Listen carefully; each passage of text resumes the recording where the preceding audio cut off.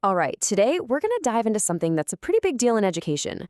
We're talking about the shift away from that old school report card to what's called the Holistic Progress Card. It's all about moving from just, marks on a page to something with real meaning. Okay, let's just start by taking a trip down memory lane.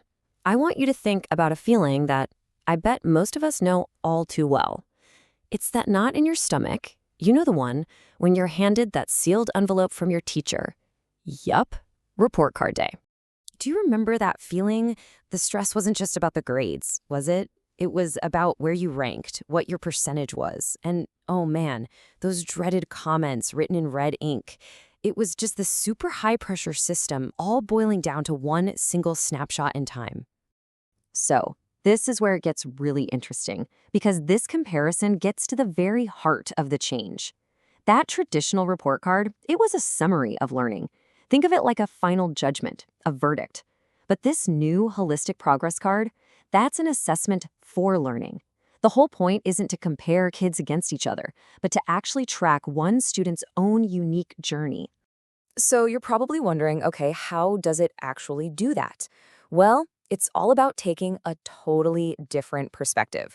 We're talking a full 360-degree view of the child. It's about seeing the whole picture, not just that one little academic slice. And the key concept behind all of this is something called holistic development. Now, that might sound like jargon, but all it really means is recognizing that a kid's growth is so much more than just their test scores, right? It's about how they feel, how they get along with others, how they move, how they create things. It's about educating the whole person. And check this out. This chart breaks it down perfectly. This new way of thinking splits learning into three big areas. Now, of course, the cognitive part, the thinking stuff, that's still super important. But look at this. Our feelings, the affective part, and our physical skills, the psychomotor part, they're given almost the same weight. That's a huge shift. Okay, so where does all this info come from then? Well, the cool thing is, it's not just the teacher's opinion anymore. It's a true 360-degree view because it's built from the teacher's observations, sure, but also the student's own thoughts, feedback from their friends, and yep, even insights from you, the parents. It's a real team effort. All right, let's get into the nitty-gritty. How does this actually work in a classroom? How does a teacher go about creating one of these new progress cards? Okay, the most important thing to get here is that this is a cycle. It's not a one-and-done thing. It all starts with the teacher just observing, watching kids during everyday activities, during projects, even during playtime, not some big, scary test. Then, the students and their peers actually reflect on their own work. After that, the teacher analyzes all those observations. And the whole thing leads up to a real, meaningful conversation with parents with the card as a starting point. And here's a concrete example of what this actually looks like. Forget about A's, B's, or percentages. Instead, you get clear descriptions. So a kid isn't just good or bad at working in a group. No, they might be in a developing stage where they need a little help, or they might be proficient, meaning they're jumping in and sharing ideas. See, it describes a journey, not just a grade. And that right there, that's the heart of it. The whole system is designed to answer one question. How is my child growing over time? It's not about what score did they get, it's a process, not a final verdict. Now, when you change assessment this much, it's got to have a huge impact on the teachers, right? Their role completely changes. They're not just the person with the red pen anymore. The teacher really transforms from being an examiner to being more of a facilitator.